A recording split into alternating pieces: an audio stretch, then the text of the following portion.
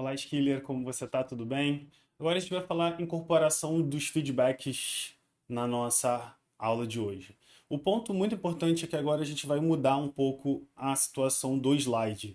Agora eu quero que vocês olhem para os livros e olhem para o livro em si. O intuito daqui não é fazer vocês se transformarem em uma pessoa que só consomem videoaulas. Eu quero que vocês aprendam a ler livros. Eu vou passar com vocês aqui, eu vou explicar como a minha experiência é quanto a isso. Vocês fiquem tranquilos, não vai ser uma leitura cansativa e chata, mas a intenção aqui é muito mais tornar o livro acessível e para que vocês já comecem a encarar isso para o médio e longo prazo de vocês.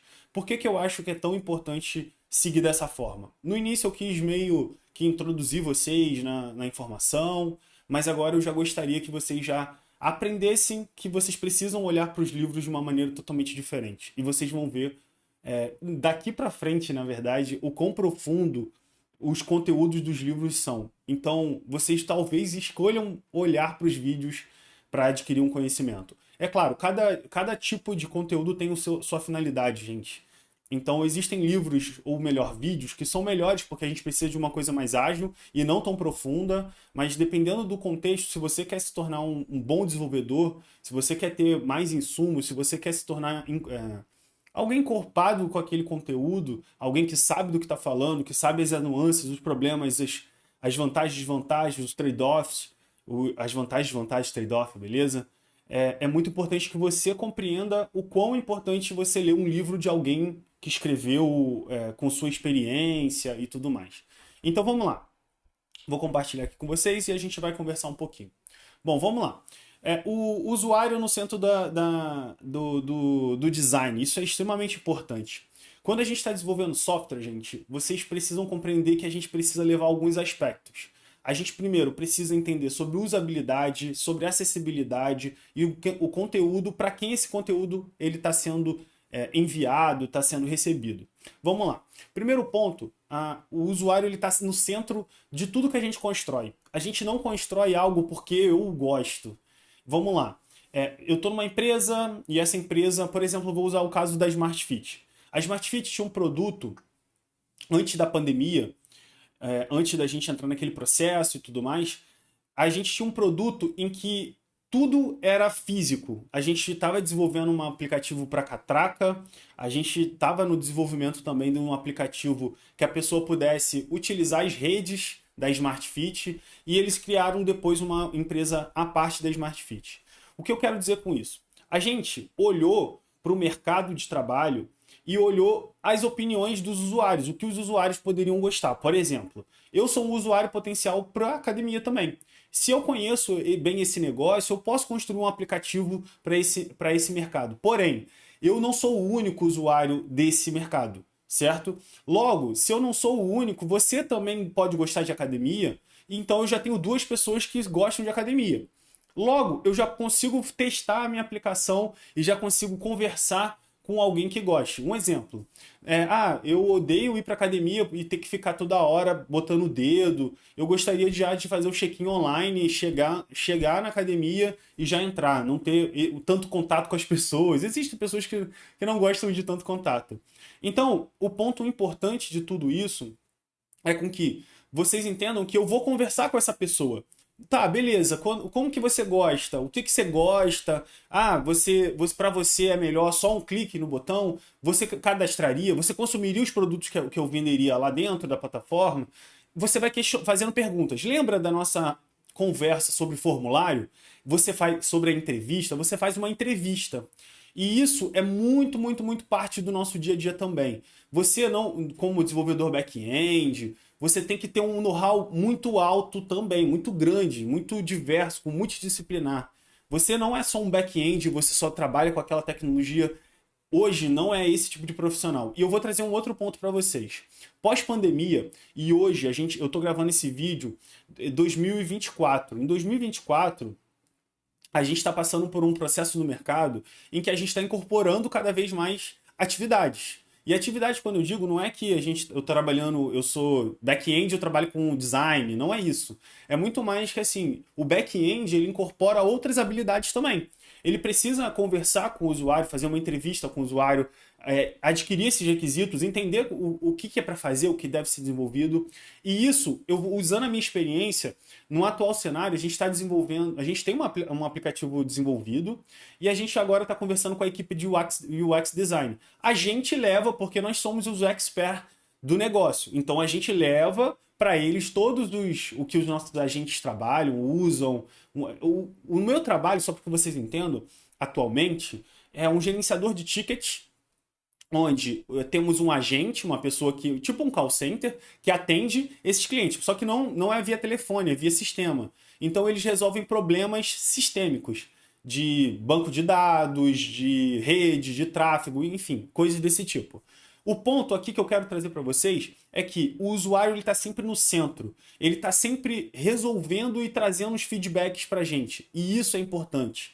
A gente adquire feedback usando alguma ferramenta. Tem o Hotjar. O Hotjar é uma ferramenta que você adiciona no seu site ou no seu sistema, aparece do ladinho ali e o usuário pode te dar um feedback. Olha, não gostei, 5 estrelas, 1 estrela, tá horrível. A usabilidade não tá legal, eu não gostei da forma que tá usando. Então aqui vocês podem visualizar até um conversando com o outro ali, um velhinho conversando com uma senhorinha, e ela tá falando assim, que newbie, ele não sabe usar ali a parte da foto, né?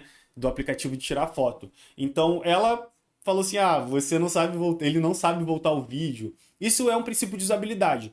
O princípio de usabilidade é importante vocês entenderem. Aqui, como tá trazendo aqui, accessibility. Acessibilidade quer dizer o quê? O que nós trazemos do mundo real? Nós queremos acessibilidade para as pessoas com alguma deficiência, alguém que porte, por exemplo, que não tenha um membro e que tem alguma dificuldade no mundo em que nós construímos, porque a verdade é que nós construímos um mundo para as pessoas que têm 2 pernas e que não ou tenham uma comorbidade ou nasceram sem uma perna, sem um membro. Então, assim, a gente precisa adaptar esse mundo porque somos diversos. A diversidade existe. Logo, eu preciso ter um feedback. E isso, gente, o comportamental, lembrem do que eu falei sobre categorias, a gente tenta categorizar as pessoas, as coisas, os sentimentos, e a gente tenta transformar isso para a gente criar uma sociedade melhor. Então, nem tudo da categorização é ruim. A categorização, ela realmente tem pontos muito positivos. Talvez a gente ainda precise aprender esses tipos de categorizações, formas de pensar, porque hoje a diversidade, o bom da internet é isso. Ela trouxe a voz para as diversas pessoas trazerem seus pontos de vista. E isso é ótimo. A gente pode construir um mundo melhor. Tem outros pontos que... Muitas coisas também que é importante salientar quanto ao feedback, incorporação desse feedback, é que a questão do conteúdo. O conteúdo, ele é relativo à forma com que a pessoa que você quer atacar, melhor dizendo. Um exemplo. O meu público-alvo são... por exemplo, eu gosto de mangá. Eu vou criar um aplicativo de mangá. O meu aplicativo de mangá, ele vai ser uma revista online que eu vou poder passar as informações e ele vai poder ler todos os mangás que existem, sei lá. Eu não entendo muito de mangá, mas usei um exemplo aqui só para talvez todo mundo tá na mesma página ou não esteja. Melhor, uma revista. Uma revista que todo mundo vai poder visualizar essa revista e tem vários conteúdos. Primeiro ponto, todo mundo do mundo lê revista? Não. Então eu preciso encontrar o meu público-alvo. Isso é importante, gente. O Target Audience. O Target Audience é uma pessoa e que tenha os perfis. A gente cria o conceito de persona. E, por exemplo, persona, eu dou um nome, por exemplo, Rodolfo, ele tem 32 anos, entre 40 e 32, o comportamento dele é assim, assim, assado. Só para que vocês entendam, a área da computação, ela agrega muitas outras matérias, tá? A psicologia é uma delas. A gente entende o comportamento humano para poder executar essas ações. Então, a acessibilidade e o conteúdo, ele está muito alinhado a isso. E a usabilidade, gente. A usabilidade está ligado a o quão fácil é para a maioria das pessoas do seu público-alvo utilizar um aplicativo. Vamos lá, usando um exemplo. Quando eu entro no eu abro ali, seja um iOS, ou seja um Android, ou qualquer outro, eu clico no Instagram. Vocês já sabem via ícone, via informação, vocês já sabem como usar. Isso é algo natural, mesmo vocês nem lendo o manual. Vocês concordam? Eu tenho certeza que ninguém aqui leu o manual do Instagram, porque tem a documentação do Instagram. Mas eu tenho certeza que ninguém leu. Porque a ideia do feedback é que alguém reclama, quando um usuário, ele traz esse feedback, ele traz também essa melhoria. Olha, ficou horrível o botão de voltar lá em cima. E as pessoas comentam. E existem também outros tipos de usuário, gente. Um usuário que é o alfa e o beta. Então, quando a gente está coletando essas informações, a gente passa por etapas. A primeira etapa de coleta de feedback é o seguinte: eu estou desenvolvendo um aplicativo e esse aplicativo, ele tá... eu estou ainda na minha sala aqui, como ele usa um exemplo da sala de matemática. A sala de matemática, por exemplo, tem, sei lá, 10 alunos. E eu estou desenvolvendo um aplicativo que ele resolve fórmulas matemáticas. Então, antes de eu terminar, e aí os meus colegas, normalmente no dia a dia de trabalho, esse alfa, gente, são os meus colegas, os meus pares. Por exemplo, se eu crio alguma aplicação, eu peço para algum de vocês testarem. Pô, gente, testa aqui, me ajuda aqui, vê aqui, faz isso. Eu passo um cenário de teste, lembra dos nossos casos de teste? Eu passo os casos de teste e a pessoa testa. E depois eu falo, olha, testa tudo, sem você seguir os casos de teste. Então ela pode dizer se ele encontra um bug. Nós temos uma pessoa que nós chamamos de QA. Nem toda empresa tem. Todas as empresas que eu passei só existiu um QA, não, 2 QAs. Existiram 2 pessoas que eram QA. O QA, ele é uma pessoa que é quality, de qualidade, né? Então ele faz com que o processo de qualidade não deixe passar um bug, algo que não possa ser visto. Mas mesmo assim pode ocorrer de um bug no final desse processo ocorrer, beleza, gente? Mas eles são os testadores, são os profissionais que testam a aplicação, seja via código automatizando, seja também fazendo via interface. Então, esse é um primeiro ponto muito importante que vocês precisam compreender. E depois nós temos o beta, gente. Esse beta já é a última etapa. E essa última etapa a gente tem um conceito chamado Feature Toggle, que a gente consegue colocar na aplicação e desabilitar e habilitar aquela determinada funcionalidade. O que é uma funcionalidade, Rodolfo? Funcionalidade, gente, é quando... Imagina que a gente tem a câmera do Instagram. Imagina que todo mundo usa o Instagram e tem a câmera do Instagram. Imagina que eu não quero liberar... Eu sei que é um aplicativo de foto, mas eu só quero que vocês compreendam melhor. Eu entendo que é um aplicativo de foto, mas imagina que eu não quero que aquele ícone da foto apareça. Então eu posso colocar um Feature Toggle, que ele é mais ou menos um desabilitar e habilitar, e eu consigo desabilitar e habilitar em produção. Isso vocês vão entender melhor o quão complicado é isso quando está em produção. Mas eu consigo já adicionar um Feature Toggle que eu habilito ou desabilito em termos de produção, em termos de código. Então isso facilita muito o processo. Agora, a gente tem também, na fase beta, a gente pode selecionar uma quantidade de usuários que a gente vai distribuir essa aplicação.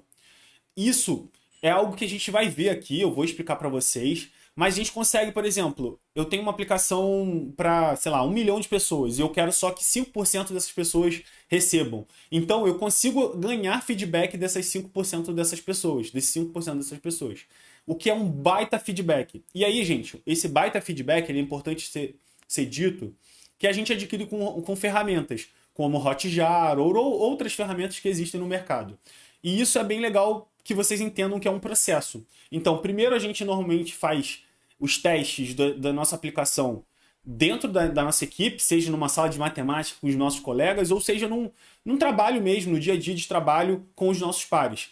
Nem toda empresa aplica isso. Eu gosto muito de conversar com os meus amigos, da gente tentar fazer esse tipo de manobra, porque assim ajuda bastante no processo. Nem todo mundo vai ser assim. Não, isso aqui não é uma regra, porque vocês vão estar dentro do contexto da empresa e vocês precisam seguir o contexto da empresa. Não sejam engessados em nada que eu vá trazer aqui para vocês. Vocês precisam ser muito flexíveis e maleáveis. Eu estou trazendo todas as boas práticas, mas existem empresas que não têm essas boas práticas. E você pode levar sim. Eu aprendi isso no curso, ou aprendi isso lá, eu acho que pode ser legal aqui. Não necessariamente vocês vão ser ouvidos, beleza, gente? Eu gosto de dizer para os meus pares, os meus colegas, que a gente está num ambiente em que cada empresa vai aplicar o que ela acha que é melhor para o negócio dela. E você, como uma pessoa, precisa ser flexível o suficiente para se adaptar também àquele contexto. Mas você pode sim levar esses tipos de ideias. Existem muitas empresas abertas a isso e tenho certeza que sua ideia pode ser ouvida e você pode ganhar muitos pontos com isso. Acho que só peço para vocês nunca serem engessados em nada. Não é porque algo é muito bom que eu estou trazendo aqui e que as empresas ou a empresa vai aplicar, certo? Isso é muito importante. O alfa e o beta, gente, eles são as primeiras letras do alfabeto grego. Isso aqui é bem legal. Na matemática a gente usa muito, em cálculo matemático também, em cálculo 3, eu trabalhei bastante com isso. É bem legal. Eu particularmente gosto de matemática, mas enfim. Bom, aqui ele tá só trazendo também um pouco desses contextos que, tipo, a gente impede muitos bugs irem para produção, gente. Produção sempre é o aplicativo que todos estão usando. Um exemplo, o Instagram que eu uso, você usa agora, utilizando, ele está em produção. O Instagram que os desenvolvedores do Instagram usam na Meta, na empresa, e estão ali desenvolvendo e testando, aquilo não é produção. E se eles têm com certeza um ambiente que é parecido com produção, mas que só eles têm acesso. E aí nós chamamos de homolog. Então, o homolog, esse QR, esse profissional que se chama QR, de teste, que ele só testa não, ele faz o trabalho de teste. E assim, esse profissional... E assim, eu tô trazendo mais profissionais para vocês. Então, se vocês acham que vale a pena ser um QR, gente, procura, pesquisa. Já trouxe o Data Analytics para vocês. Então, todos os profissionais verifiquem se faz sentido pro perfil de vocês. Se às vezes vocês acham programação muito legal e tal, mas às vezes vocês acham outras áreas legais também. Então, eu incentivo muito vocês a pesquisar em todas as áreas, porque eu estou tentando trazer o máximo de áreas possíveis, beleza? Beleza, então vamos lá. E é isso. É um pouco do que eu quis trazer aqui do feedback. Aqui já é um pouco mais sobre os exercícios. Façam os exercícios, beleza, gente? Acho que aqui tem os exercícios também. Se vocês já tiverem um livro e quiserem ir fazendo, acho que é bem legal também para praticar o inglês. E incentivo vocês a sempre lerem o livro também, beleza? Eu estou trazendo aqui tudo com o que o livro traz, um pouco da minha experiência e um pouco para que vocês tenham também todo esse know-how e contexto. Mas nada substituir ler e incentivar vocês a ler. Mesmo que vocês não consigam ler, às vezes a gente não consegue mesmo, e eu não conseguia, tá? Por ansiedade, eu sou uma pessoa bem acelerada, bem ansiosa, e não gosto de contextos muito estáticos, mas eu queria trazer para vocês que o livro é muito legal. Então lê 5 minutos todo dia ali, ó. 5 minutos, 10 minutos. E vai avançando, vai aumentando, e vocês vão ver que a habilidade de vocês vai mudar bastante nesse sentido de leitura. Beleza? É um pouco do que eu queria trazer. Vejo você no próxima aula. Descansem, bebam água e vamos com a gente que vocês vão amar o final de vocês. Valeu!